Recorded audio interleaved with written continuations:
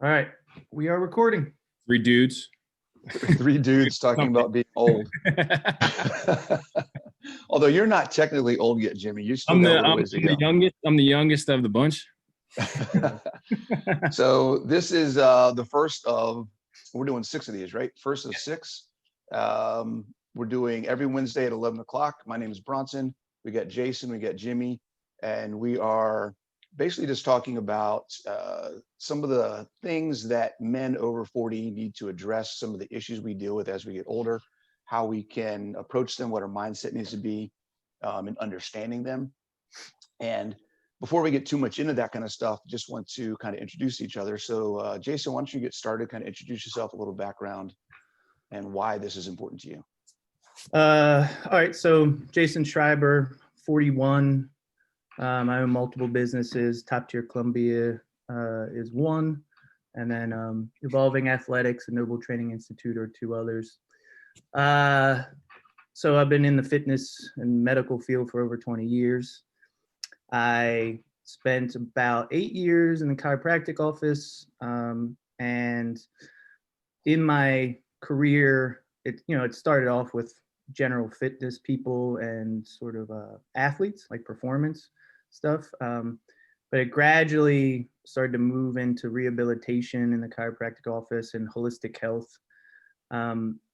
Myself personally, I'm a competitive athlete in strength sports, CrossFit, weightlifting, powerlifting, kettlebell, strongman, even to this day. And personally, when I started my journey in the strength sports world, I found that my ignorance to my own health gradually was sacrificing my performance.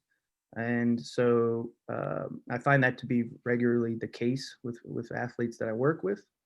And so in order for me to sustain the kind of performance that I wanted and to feel good day to day, I had to change my perspective, learn new skills, learn new behaviors that aligned with my goal of feeling good, performing well as I aged, which meant I had to drop sort of the old dogma that I was trained in my early career.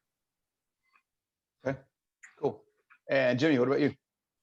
So, all right, guys. So I'm Jimmy Voiland. I'm one of the coaches at Top Tier, and I own the Mindful Performance Center. We do specialize in physical therapy, hands-on manipulation of fascia, which is called counter strain. And we specialize in that to really help people with complicated just issues and diagnoses that haven't been addressed or can't really find ways to improve their symptoms. We find that we can really do wonders with that.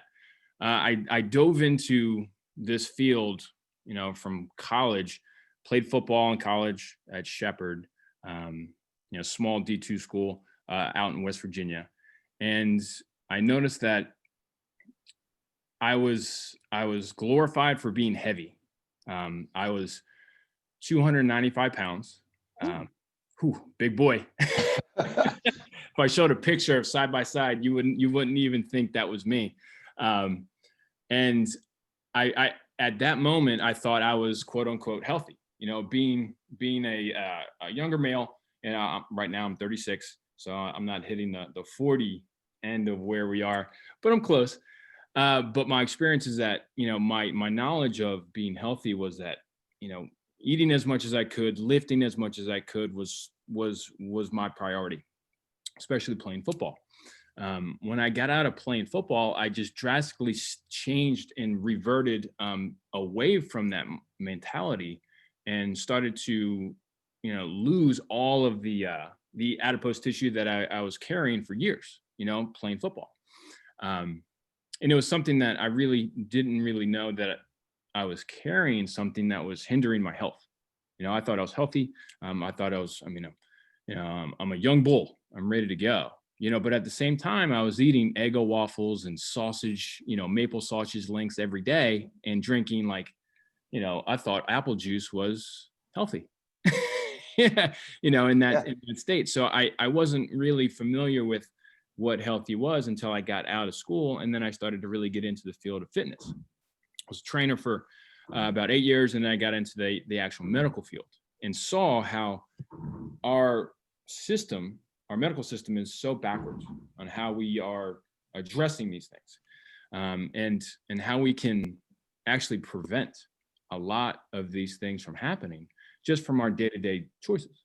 And that's really what I wanted to focus on, is really dive into, let's prevent things. Let's not actually react to when you have it, to try to just manage it, and manage this very, very big thing, which is diabetes, that's so prevalent in our society these days because of knowledge. It's just knowledge. So that it hits home because I treat a lot of patients that have it. I work with a lot of clients that have had it and have reversed it. So so it's it hits home. Yeah. So Jimmy's talking about the first topic. We're doing 6 of these. We're gonna have a different topic each session. The topic we're gonna focus on today is diabetes prevention, understanding what diabetes is, understanding that it is reversible, and some other things we'll talk about there.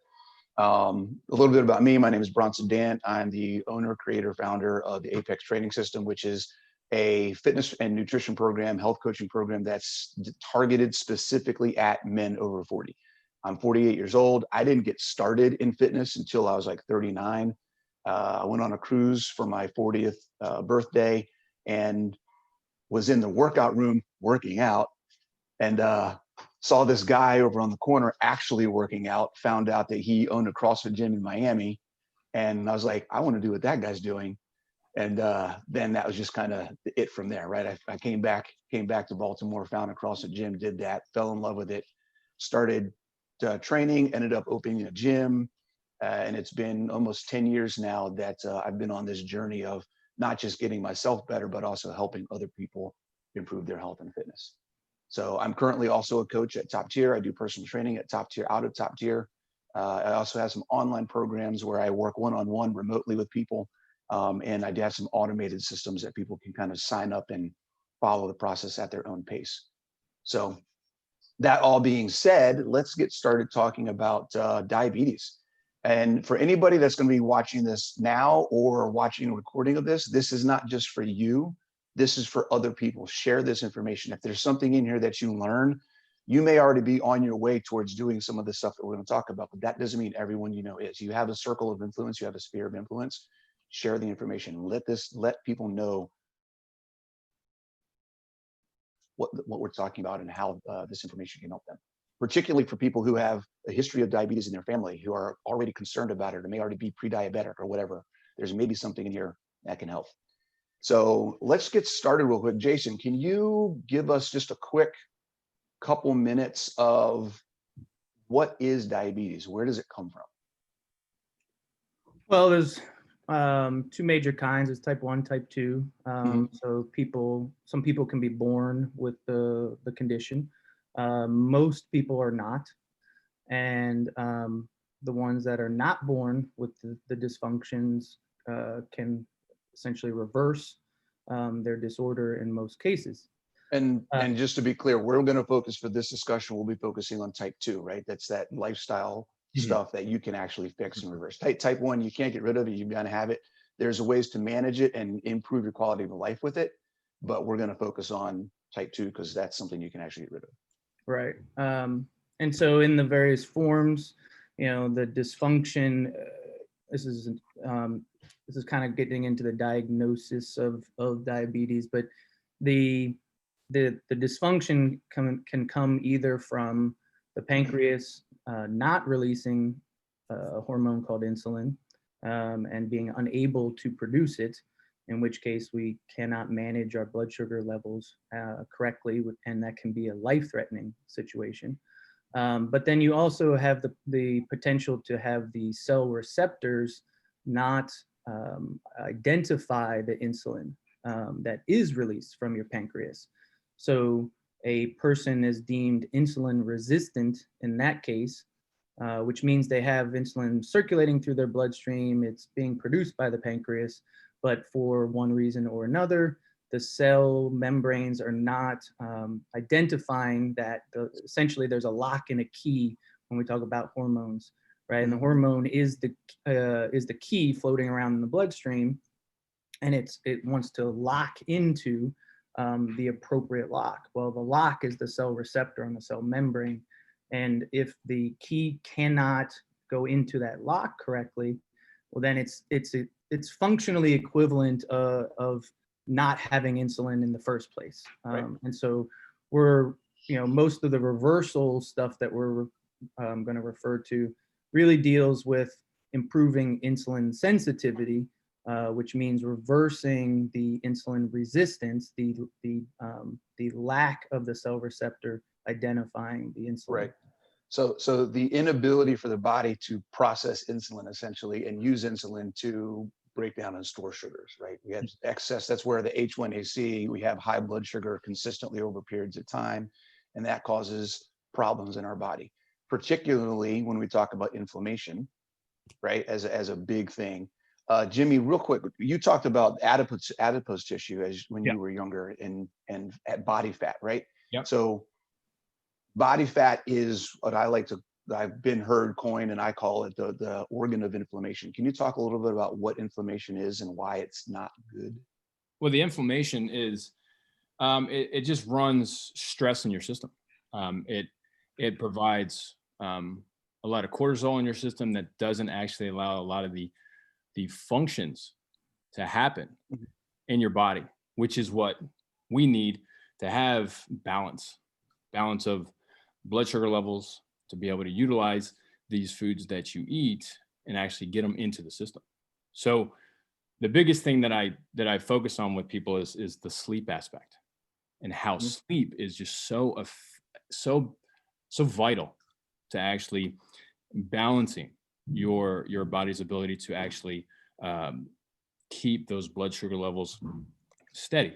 So if you're burning the candle at all ends, if you're not getting adequate sleep, you're for me, in my case, I have a newborn at home, so it's kind of hard to be able to actually get some solid, 4 to 5 hours of good solid REM sleep at a time. And what happens is that then your body starts to actually produce a lot of this cortisol, which is an inflammatory response to not actually getting enough recovery.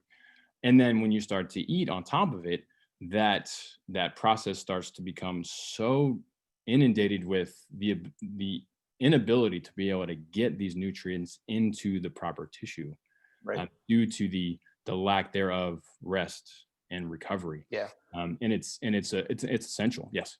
Yeah. One of the things about cortisol, and we talk about stress and inflammation, there's two, I guess you could call them processes in the body, right? There's anabolic and there's catabolic processes. So when we talk about anabolic processes, we're talking about building, restoring, recovering. When we're talking about catabolic, we're talking about using, burning, and utilizing, right? So, and eating, we're talking about eating up, right? We're using the resources, we're using things. So cortisol is very catabolic. It burns through it. It's a hormone of activity, not a hormone of rest. So when we have, one of the aspects of being insulin resistant is higher cortisol levels. So that means our body is constantly in this mode of stress and burning and action and tearing itself down. And it almost never gets to a point where it's able to build itself back up again, because it never gets to kind of switch over to the anabolic process.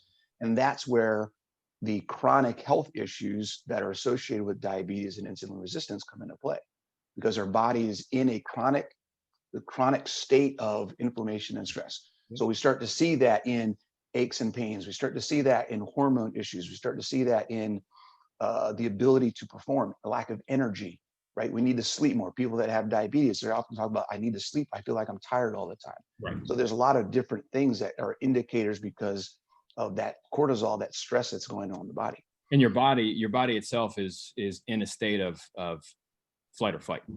Right. Always. It's always like, what's going on? What's going on? I got to survive. I got to survive. You have a balance of being in the flight or fight or rest and digest. Right. And at the same time, we need to have balance in life. We need to know how to go into each phase of life. If we're not sleeping properly, recovering properly, digesting properly, you're not going to be able to get into rest and recovery at all. Right. That cortisol drip is always on. is it's just always just pumping out. Your Right. adrenals are just pumping out, and nothing can actually sustain that for that much time. Things start to Right. break down. And Right. There's a difference between the stress you get, like when you do a workout, and maybe you can talk a little bit about this, Jason. There's a difference between hormetic stress and chronic stress. Mhm. Right. There's a difference between, hey, I'm stressed. I got a little stress on my body. I did a workout. I'm stressed, but then I get a chance to recover versus if I try to do 24-hour workout, that would not be really good for someone every to day, do, 7 right? Right. Every day, 7 days a week. Yeah, the hormesis, like that which doesn't kill you makes you stronger concept. Yeah, and so everything in life is stress in some fashion, right? Meaning our body is constantly being trained and adapting to the stimuli that is happening in real time, every moment of every day. And you know, one of the tools that someone can use to decrease their risk of and attempt to reverse their diabetes is exercise. But as with everything in life, we can overdo it. And so, we need the minimum amount of stress required to create the most positive adaptations that we're looking for. We don't need more than that. In fact, doing more than that is likely to set off a cascade of events, much like Jimmy and Bronson are saying, where we're now increasing sympathetic tone and driving the production of cortisol levels even higher. We see it very common in high intensity interval training worlds like CrossFit, like functional fitness.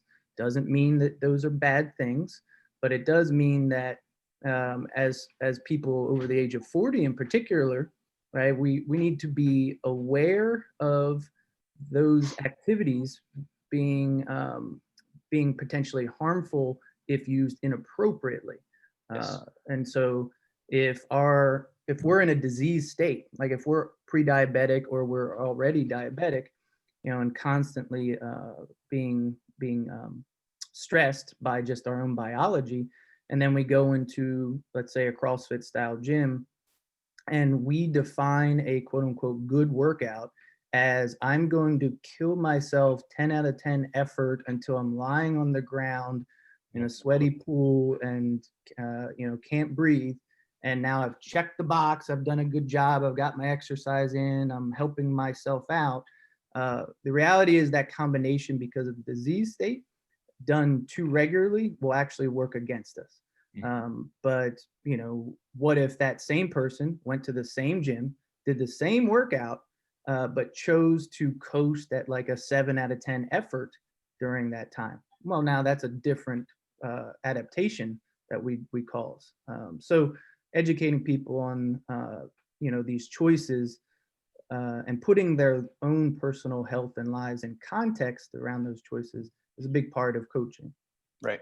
Yeah. And you mentioned a good thing too there. It's particularly as we get to that 40 and over for guys. We're talking about guys, right? So things that people don't think about as we get older, because I know for me, it was a while, and it's still something I struggle with, right? I'm almost 50 and I still think I'm 24, 25 sometimes when I'm doing things. Still look like So, you're 24, 25. yeah, thanks. Appreciate it. And I have to remember, and thankfully I'm in a business where I'm looking and reading and hearing and talking about it all the time, but it takes a knock in the face sometimes to go, hey, you know what? It takes almost twice as long for me to build muscle. I have a higher production of cortisol as I get older. All of these things are actually, as we age, are skewed against us. And we have to actively be deliberate about doing things to kind of reverse and maintain. So we're already kind of looking at the edge of that cliff, kind of our body's ready to jump off at any minute. We got to hold it back. So we have to really be aware of what we're doing. What are some of the things, Jimmy, I'm going to ask you one question, give me one answer. Sure. In your opinion, what is the number one cause or thing that impacts people in their lives that puts them at risk for being insulin resistant or pre-diabetic? Well, I'm going to go back to kind of tagging what I said previously is sleep. Okay. one of the most overlooked aspects of people's life. They always say, what am I doing? What am I doing? What am I doing in the gym? What can I eat? All these, those are like the two things. How can I work out more? What can I do to like focus on my nutrition? Before that, I would say let's dive into how your lifestyle is. Let's dive into how what's your day like leading all the way up before you actually shut everything down and put your head on the pillow. Yep. And then how long does that happen? How efficient are you sleeping? That's one other aspect. Not just you in bed, you could be wide awake and you could have your cell phone on, or you could be having the TV on. So, but it's really how well are you recovering? Right. It's the sleep like. Okay. If you dial in everything else, working out and nutrition, you cannot get yourself out of this hole if you're not recovering properly. So, and that takes a very consistent focus. You can't just say, okay, one night I got 10 hours. The next night I got 2. The next night I got 3. Well, I got that 10-hour like 2 days ago, so I'm pretty good. It doesn't really. It's not like you can't there's no make up bet, sleep. you Right? know, It's either you got it or you don't. Right? This sleep on weekends and then go hard during the week. 2 out of 5 ain't gonna work. So you got to look at it like it's got to be a consistent lifestyle change. Change things prior to you actually getting yourself to wind down daily. And I recommend following the sun, following the rhythm of the sun. Okay, we're human beings by nature. This artificial light really causes our bodies to really kind of stay kind of tuned up longer throughout your day than you really do or should. So this artificial light. So when we can kind of follow the rhythm of the sun, that really helps to get you more in sync with the earth. Jason, turn on your red light real quick. Let's see what Mr. Jason has in his house. Got it. Okay. Speaking of natural light, trying to get some natural stuff. So, he showed us before we started. There it is. Yes. Okay, so this is just we weren't planning on doing this, but he said something about it earlier on the call. So Jason, tell us a little bit about red light and why you use it and what changes you've seen talking about sleep since you started using it. Yeah. So the sunlight, so Jimmy brought up the sun, right? Everything on Earth is tied to the sun. You can't escape it, even if you tried.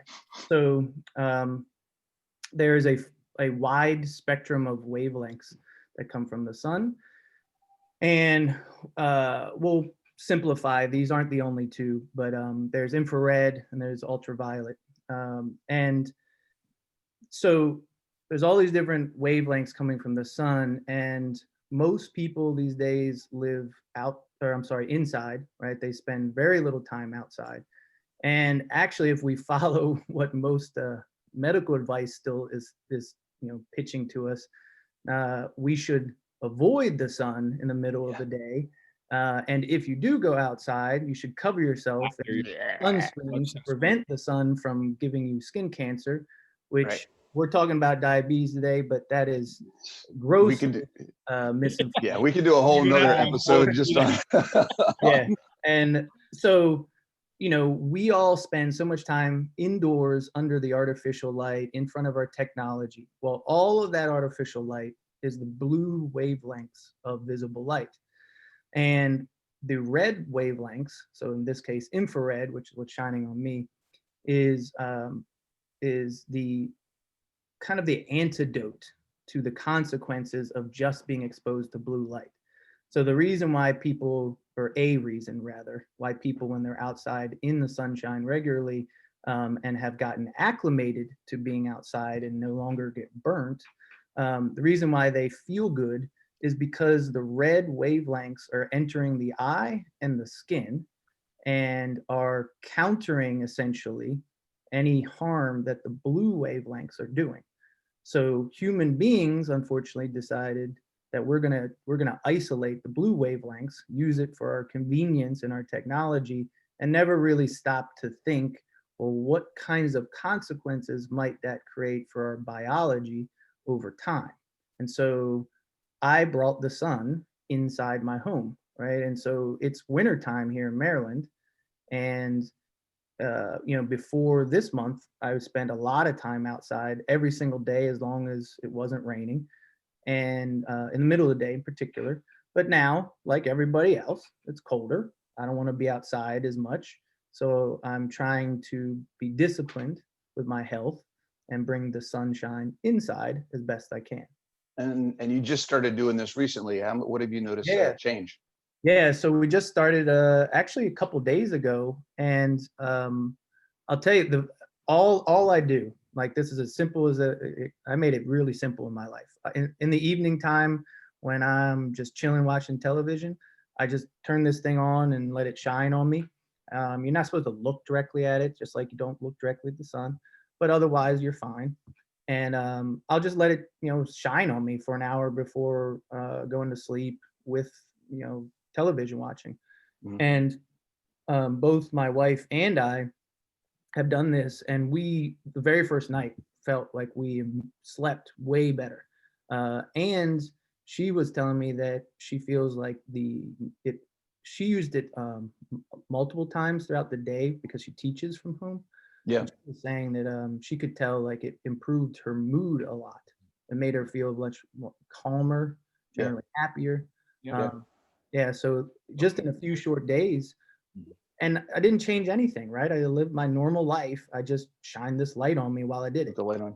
Yeah. Yeah, I think we talk about environment and how environment affects our health, and most of the time people are thinking about other people that you're interacting with or the situations you're in when they talk about environment. People don't think about things like light, air quality, other things that are actually environmental factors. It's not just who you're with and what you're doing, but it's the actual environment. So right. So very simplistic. Yeah, right. It's so simple. Oh my gosh. Our body reacts to things around us. Not machines. So there's two more things that I want to address when we talk about causes or where diabetes comes from. I'm going to talk about one. Jason, if you could talk about the other. I'm going to talk about, well, I'll pick. Do you want to talk about processed food and carbs, or do you want to talk about seed oils versus plant versus animal and fruit oils? You do the animal versus plant things. Okay. I feel like you got a little bit Okay. more. Yeah. So there's two main things. When we look at modernized society, we talk about the things that we eat, the things that we put into our body, right? We've talked about working out. We all know we should do that. We talked about getting sleep. We know we should do that. When we put food into our mouths, we've been told for years two things that are absolutely 100% incorrect. And it's unfortunate that it's what everyone still believes. The food pyramid is based off of it, all these things, right? One is that animal fats are bad for us. And the other one is that carbs are healthy, right? And I'm not saying that carbs necessarily aren't healthy, but the problem with that line of thinking that Jason will get into a little bit more is that because fats are now bad, butter's bad, meat is bad, all these things are bad. The amount of carbs, the amount of processed foods that we've ingested has exponentially increased. And if you look at the combination of those two pieces of data and you look at the food pyramid, when the food pyramid came out, I'm not saying causation, but there's a very interesting correlation between the amount of carbs in processed food and reduction of fat, of animal fat in our diet to the increase in diabetes and obesity in America. It's absolutely ridiculous from the late 70s, early 80s, and up to now. So if you look at that kind of information, we talk about inflammation, right, is one of the key factors to health, and how when you're insulin resistant, your inflammation is higher.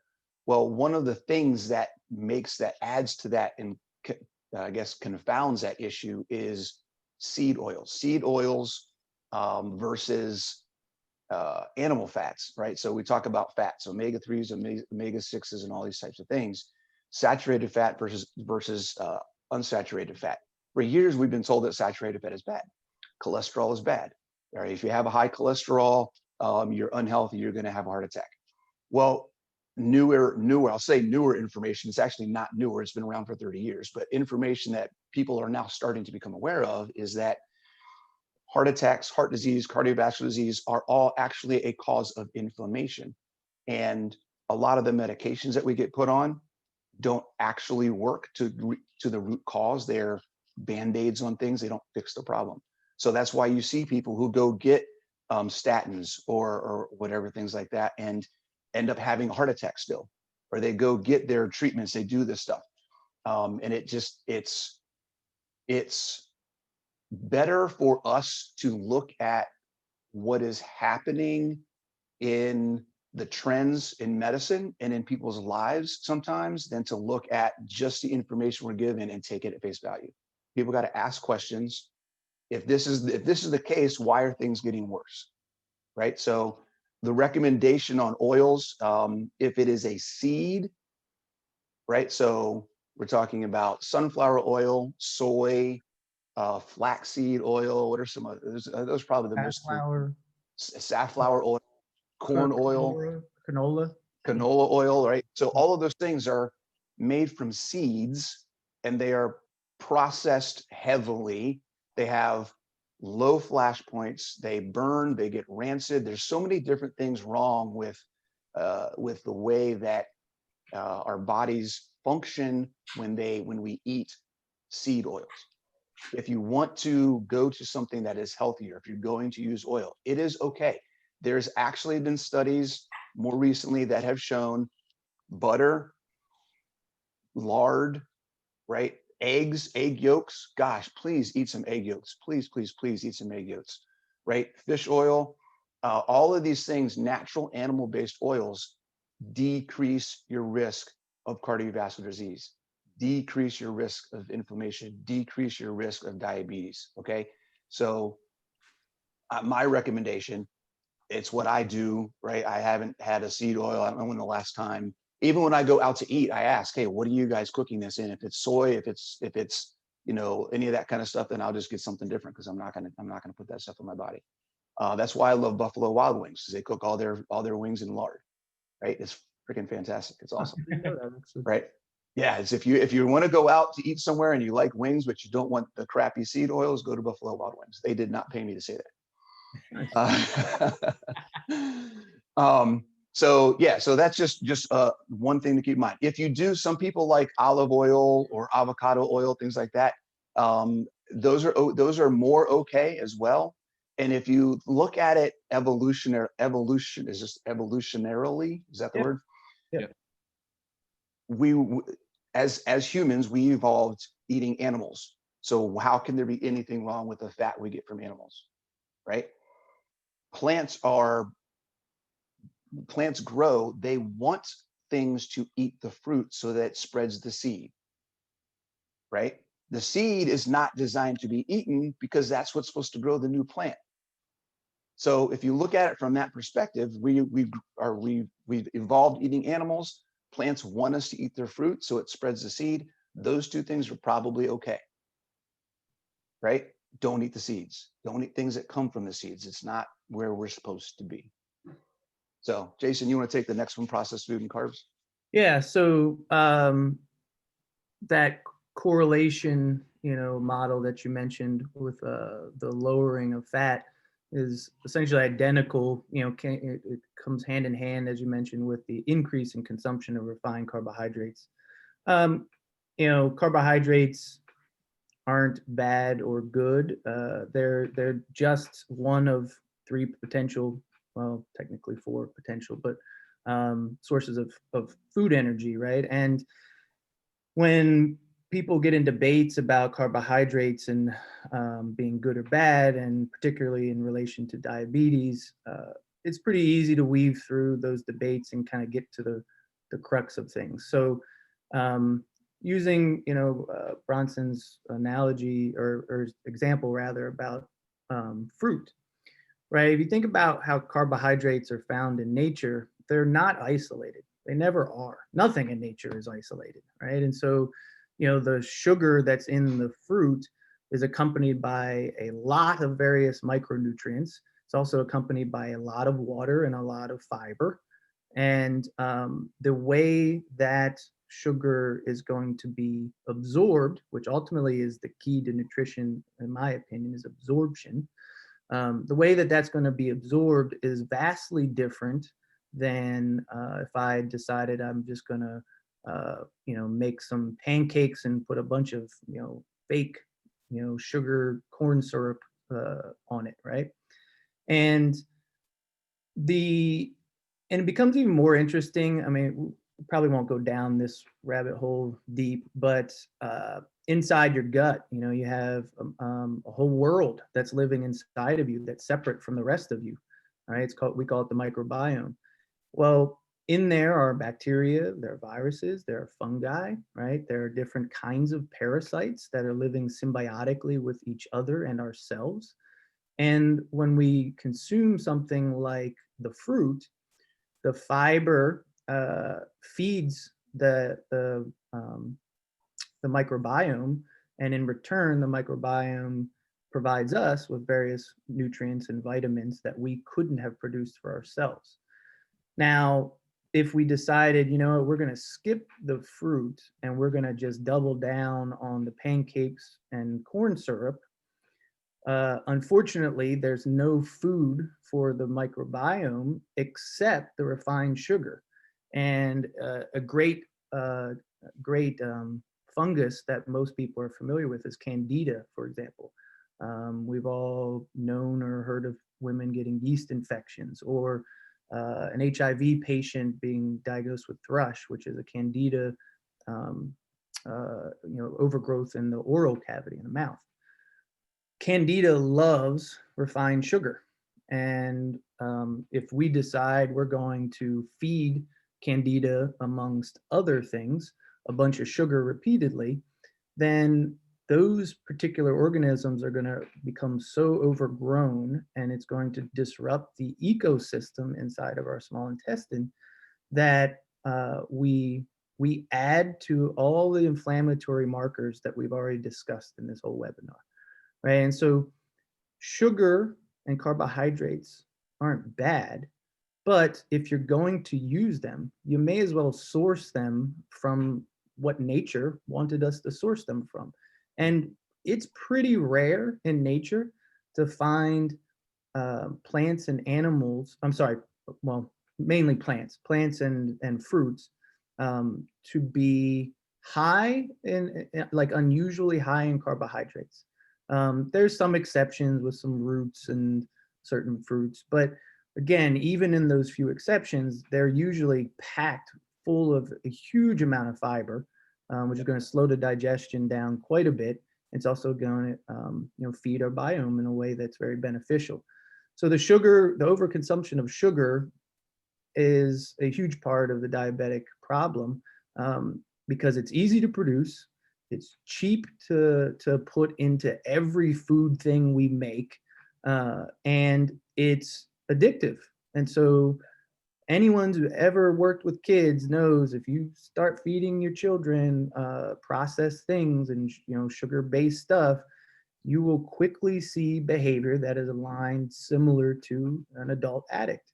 And so it makes sense why we'd have this epidemic happening, because there's all these different sort of battles that we have to fight. That the cheap sugary food is so easily accessible, it's so convenient to get, and it makes us feel good right now. So why should we care about the diabetes 20 years from now? Right. Well, and that's a scary thing right now, because not only has obesity and diabetes scaled up over the past 30 years, 40 years, but childhood obesity, childhood diabetes, right? Early onset. We're talking about juvenile diabetes. I mean, diabetes back in the 1800s, it was sugar sickness, and it was the rich people who could afford sweets. Right. It wasn't a general population thing. If you were rich and you lived in a mansion and you had servants and you had sweets, then you could get diabetes. Nobody else got it, because what did everybody else eat? Everybody else ate meat and some veggies. Right. That's what the serf population, the peasants, that's what they ate.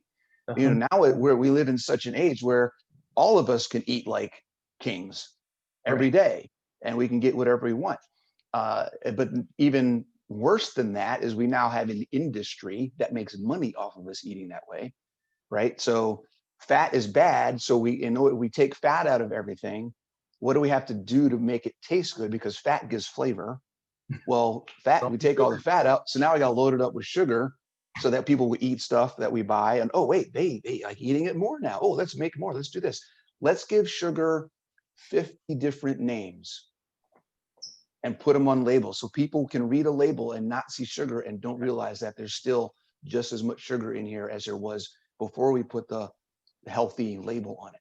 Mm-hmm. Right. So that's one thing to keep in mind. And Jimmy, I think two things to keep in mind. Jimmy, you mentioned this, who knew that the apple juice was bad for you? Right. Right. Because just when what Jason was saying, apples, there's a big difference between eating an apple and the amount of sugar and carbs you get out of that as eating a glass of apple juice, right? One glass of apple juice is like 4 or 5 apples. Yeah.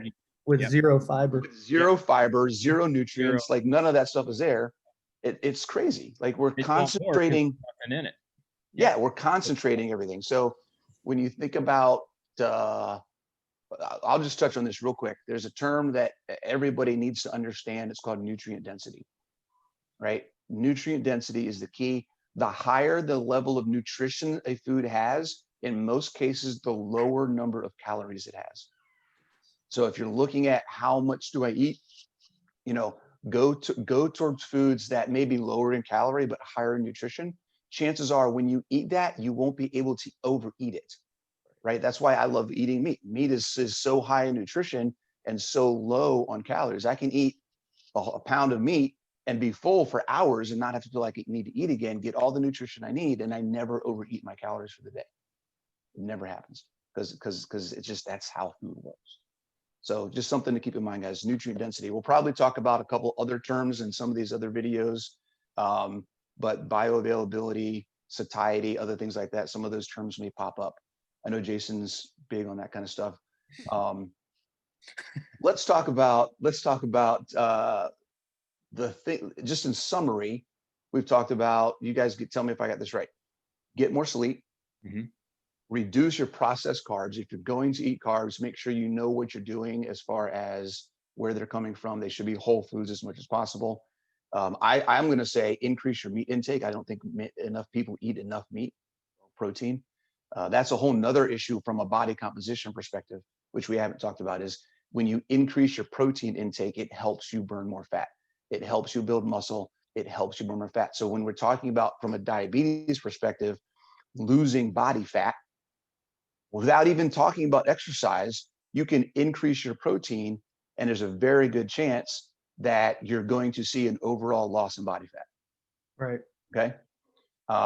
So that's something else. And then the last thing, well, 2 more things: get sunlight or get red light, and then reduce or completely, I'm not even gonna say reduce, stop with the seed oils. Go to fruit, go to animal-based oils, and you'll see some huge differences. You guys have anything you want to add to those things? One thing that really helped me a lot, like, 10 years ago, I was diagnosed with pre-diabetes, and it shocked me a lot because I made the mistake most people made, right? Like, I looked lean and muscular, I was athletic, and I'm like, what? Like, and I was eating the way the food pyramid at that time taught me to eat. That's what my university taught me to do, right? Mm-hmm. Every certification that I ever went to back then told me the same thing, and here I am getting diagnosed with, Jason, if you don't change some things, you will be diabetic soon. A major tool was fasting, actually, and I definitely did not buy into it at first, for sure. Mm-hmm. I resisted that quite a bit, but I will tell you, after 3-4 years of consistently using it now, still doing my life, I really think that also had a major part in like my personal journey, reversing my condition. Just, making sure everything, to me, the way I work out in my brain is it's a form of training, right? Like that I am training my physiology to become better fat adapted, and develop the metabolic machinery to manage, just day-to-day function without regular feeding. And over time, that led to much better management of sugar when I would consume things like carbohydrates. Right. I'd like to add that in there too. Yeah. Okay. Yeah. Being fat adapted. That's a good, so fasting, there's the whole ketogenic lifestyle. There's fasting. There's a bunch of different things you can do from a low carb, a carb management perspective. And the idea of being fat adapted, just to give a quick explanation of that, is your body can burn fat, your body can burn glucose or sugar. So basically they're both fuels. Your body is really more efficient when it's burning fat. There's less inflammation. There's a higher energy output. It costs less for your body to actually do that. It can burn fuel. It can burn carbs. I like to use the analogy of gas versus octane booster, right? When your body's burning fat, when you're fat adapted and fat is your primary fuel source, your body's running on the gas like it's supposed to.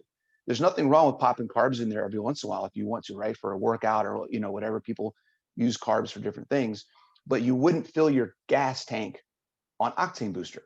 You would destroy your car. You destroy your engine because it's not meant to be the primary source of fuel. And that's how I look at fat and carbs. When you get that balance right, everything just works fantastic. Jimmy, real quick, what is, crap, I just had a question that totally just popped right out of my head. I come to Man, you. man, what, I was thinking about it and then I started talking and it totally just left. Uh-oh. I was going to say, if you were from a diabetes perspective, because since it is what we're talking about, what would explain to us why exercise is good? We'll just go there. We'll go there first. Why does exercise help? Yeah, I mean, the stress, again, when it's appropriate, when it's healthy, it actually starts to utilize these energy systems that we're speaking about properly. And that actually helps to move the needle to get you more into that insulin sensitive portion. And that's how we want to live our life, all the time. Right. Because then we can actually take in our food, it goes into the proper areas and it functions properly and it reduces the inflammation in our system. And that's the whole name of the game, is to get the appropriate stress, to get the appropriate adaptation to food, lifestyle, and like Jason said, the absorption of proper nutrients into your system so that you can function properly, so that you can balance your life. Right. The exercise is just one component. Like I said, when done appropriately, when done adequately, then it provides an outlet for you to provide with that healthy stress. But again, just like Jason said, it could easily turn into too much stress and inflammation, which causes you then to be in a state of flight or fight all the time. And it doesn't provide you the outlet that you need. It actually is the thing that's causing the breakdown rather than the actual healthy outlet. So when we're talking about fitness, it's a good idea to find a place where they have a program that's well-rounded, that the mentality is a long-term mentality. There's a lot of places you go, like Jason was talking about earlier, you go in and every day you come in, it's like bang, bang, bang, bang. This is what it's all about. And there needs to be an understanding that, I'm almost 50. I'm hoping to live for another 30, 40 years. I'm not going to change my life and get fit in one workout. I've got time. Like I'm only halfway through my life, almost just a little over halfway through my life. Like it's not going to happen overnight. It didn't take somebody 6 months to get as out of shape as they are. It took them 20 years, 15 years, 30 years. It's going to take some time. And when you approach your fitness routine, you have to understand that just like anything else, it's going to take some time. You're not going to get it all done overnight. Yeah, and there's not, and Paul Chek is one of our heavily used resources on this subject. There's not a bad exercise or a terrible workout. It's only the incorrect prescribed workout for that individual, or that exercise for that individual. So when you look at different elements of fitness and how, we're CrossFit coaches, yes, this is pushing towards that style of exercise, which is high intensity circuit training in a group setting. It's not for everybody. at the time. You know, it has to be recommended and prescribed appropriately for it to be Right. the correct stress The right in stress. that window for that time.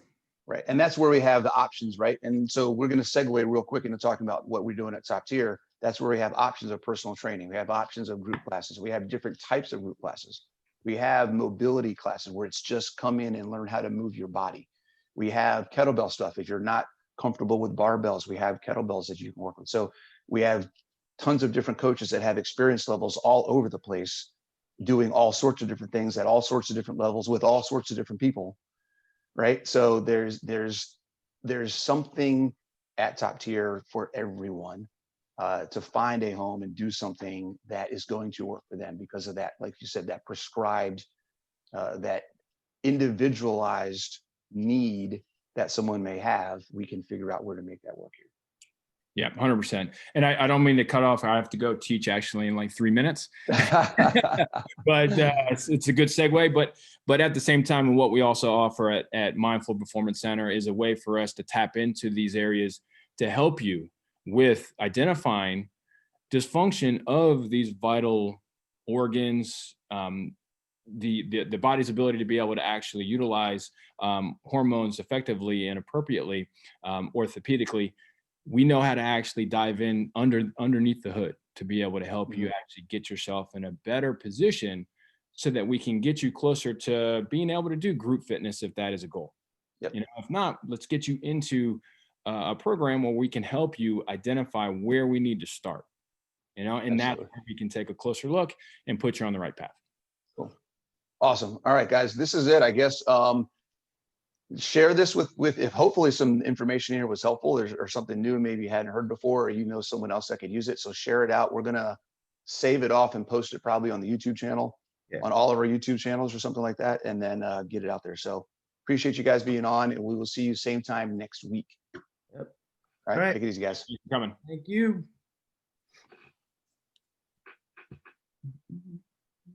All right, I gotta hop off.